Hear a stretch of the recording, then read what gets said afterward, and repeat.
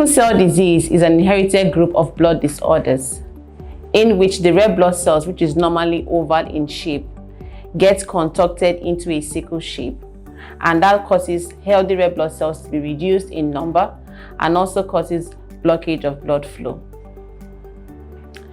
Now, the signs and symptoms of sickle cell disease are numerous, but however, I'll elaborate or pick on a couple of them.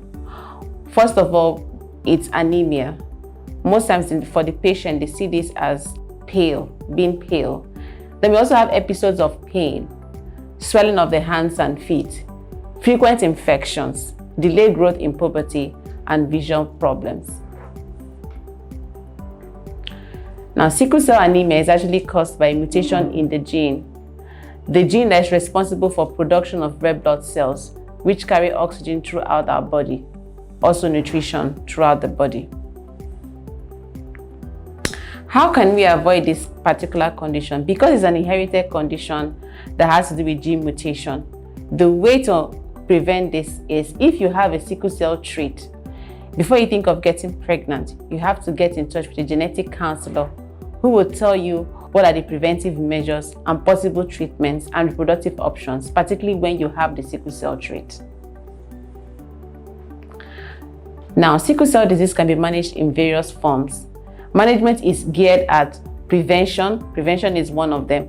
And also, when someone has a crisis, how do you manage it? How do you prevent it from getting any worse?